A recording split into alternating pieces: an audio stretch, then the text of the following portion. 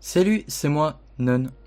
Alors aujourd'hui, je me permets de faire un thème qui s'éloigne un peu de l'animation, mais c'est parler du dessin. Un truc quand même bien important dans l'animation. Qu'est-ce qui rend nos poses dynamiques? Une pose dynamique, c'est une pose en mouvement. Et comment on apprend à faire du mouvement? En dessinant des poses en mouvement. On peut faire ce qu'on appelle des dessins de gesture. Les dessins de gesture sont des petits dessins rapides de 2 à 1 minute qui montrent le mouvement des poses. Pour faire des dessins de gesture, vous devez prendre un site internet où on peut avoir des références chronométrées. Personnellement, j'utilise Line of Action, mais vous pouvez utiliser Quick Pose, voire même Pinterest avec un timer à côté, même si c'est moins pratique. Et du coup, vous avez votre référence et 1 ou 2 minutes pour dessiner. Votre dessin, vous allez d'abord faire une ligne d'action, qui est une ligne qui retranscrit le mieux le mouvement de votre personnage, de haut en bas. Placez la ligne des épaules, puis celle du pelvis, puis vous n'avez plus qu'à dessiner rapidement le reste du corps en faisant des lignes confiantes et détendues, en évitant un max de détails et se focuser sur l'image globale et le mouvement.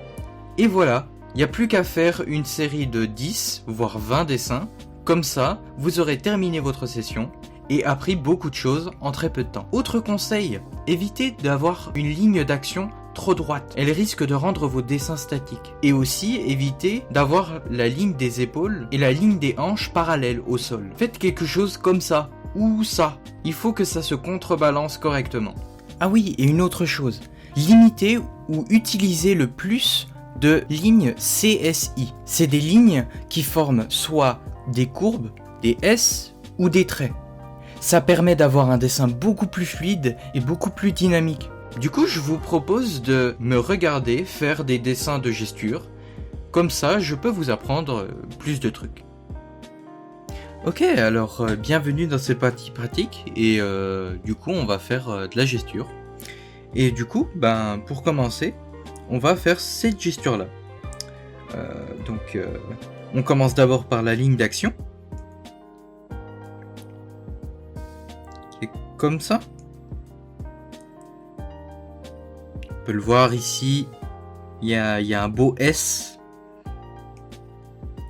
Du coup, c'est cette ligne d'action. Bon, même si j'aurais pu la faire en un seul trait. Voilà. C'est cette ligne d'action. Et il y a même un peu de perspective, donc... Ouais, c'est pas la pose la plus simple. Et du coup, j'ai fait mes 2 lignes des épaules. Enfin, la ligne des épaules et la ligne du bassin. Pour bien indiquer où c'est. Bon, même si... D'habitude, normalement, il faudrait pas effacer, faudrait pas faire tout ça. Faudrait y aller rapidement et y aller au ressenti. Puis là, je le reçois comme ça.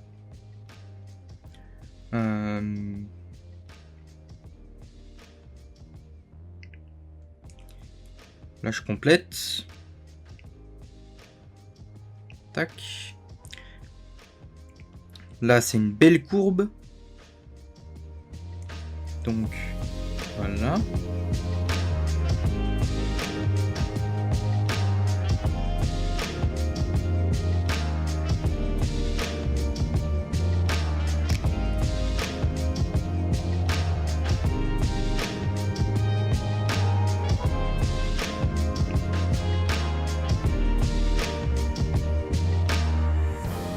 Bon, là, je n'ai pas de timer.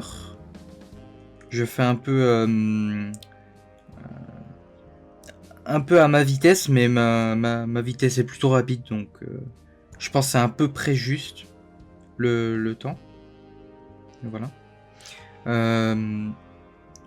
Du coup, voilà la gesture de ce personnage.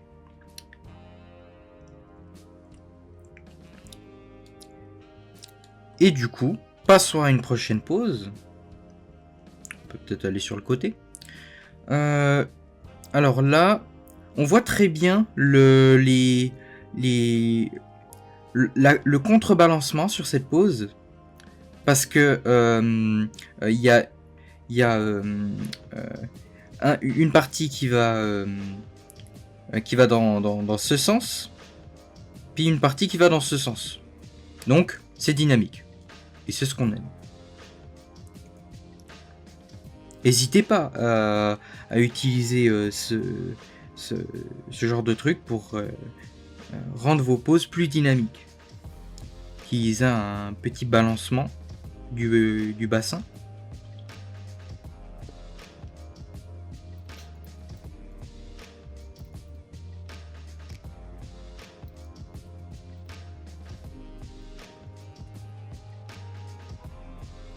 Et les mains, ne vous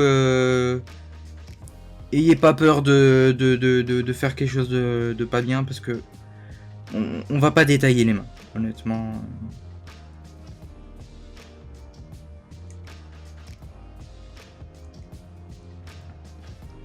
N'ayez pas peur de pas faire exactement comme la référence. Essayez de comprendre surtout le mouvement.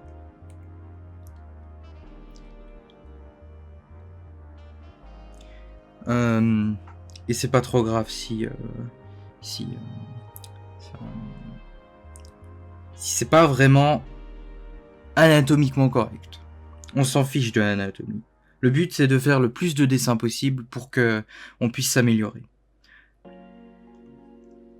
Et au début, oui, faire 1 minute, ça va être compliqué. Donc, surtout quand on a l'habitude, en fait, de dessiner lentement, dessiner rapidement et fluidement, c'est compliqué. Parce que ton cerveau, il doit aller à une autre cadence. Donc, et je trouve que c'est bien de pouvoir savoir dessiner vite.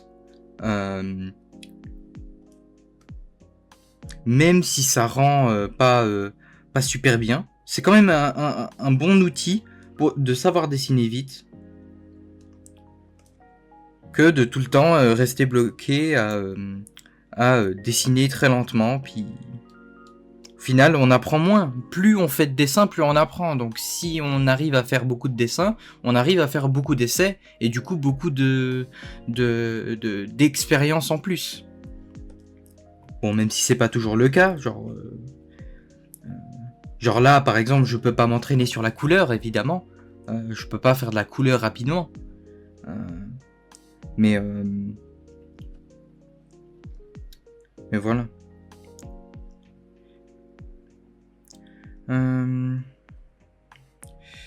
Tac.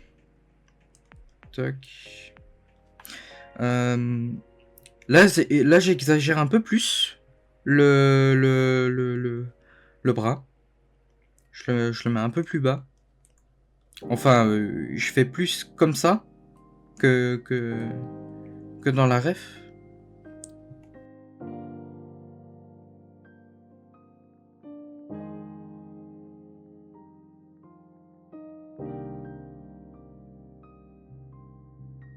Et du coup, voilà, on fait les petons.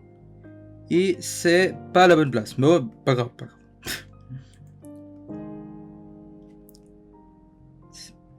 On avait dit pas anatomiquement correct. Voilà. Et du coup, on a 3 belles petites pauses qui ont été placées rapidement, qui va à l'essentiel. Et voilà, c'est parfait. Du coup, j'espère que ça vous a plu. Donc, entraînez-vous, faites ça plutôt régulièrement, mais mettez ça dans votre journal de trucs à faire. Et vous allez vous améliorer. Plus vous faites ça, plus ça devient une seconde nature pour vous. Donc, je sais que ça peut paraître très moche au début, mais tenez le coup et ça va commencer à devenir une seconde nature chez vous. Là. Donc, passez une bonne journée. Abonnez-vous, likez si vous voulez. Donc, À plus.